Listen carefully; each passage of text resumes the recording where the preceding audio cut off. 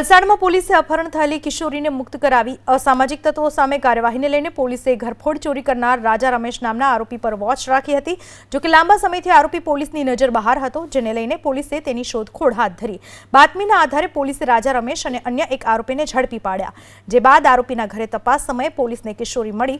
આરોપીની પૂછપરછમાં ખુલાસો થયો કે આ કિશોરીને આરોપી ઉત્તર પ્રદેશના કુશીનગરમાંથી અપહરણ કરી લગ્નની લાલચે અહીં લાવ્યો હતો, જે બાદ પોલીસે કુશીનગર પોલીસનો સંપર્ક કર્યો અને કિશોરીના પરિવારને જાણ કરાઈ કિશોરીની સારવાર કરાવી, જ્યારે આરોપી અને કિશોરીને કુશીનગર પોલીસને સોંપવાની કામગીરી હાથ ધરવામાં આવી।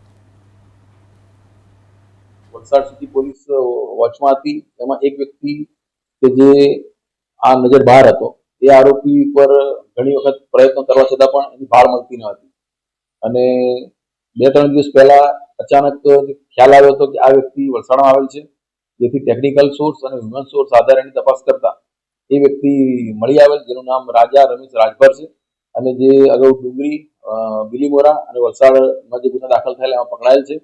એની સાથે એક બીજી વ્યક્તિ પણ હતી, બંનેની પૂછપરછ કરવામાં આવેલ હતી અને પૂછપરછ દરમિયાન આ જે વ્યક્તિ હતી એને પણ ગુનો આચરેલાનું જણાવેલ હતું। આ જે આરોપી છે રાજા રમેશ રાજભર, એ પોતે ઘરફોડ કરવાની ટેવ વાળો છે અને એની સાથે જે વ્યક્તિ મળે હતી એ વ્યક્તિની સાથે એક બાળ કિશોરી પણ હતી, જે કસિયા પોલીસ સ્ટેશન, જિલ્લો કુશીનગર, ઉત્તર પ્રદેશ। આ બાળ કિશોરીનું અપહરણ આ બંને જણા ત્યાંથી કરીને લાવ્યા હતા। આ બાળ કિશોરીનું મેડિકલ કરાવી હાલમાં બાળ સંરક્ષણ ગૃહમાં મોકલી આપવામાં આવેલ છે અને જરૂરી કાર્યવાહી અર્થે જે લગત પોલીસ સ્ટેશનને આ બાબતે જાણ કરવામાં આવી છે।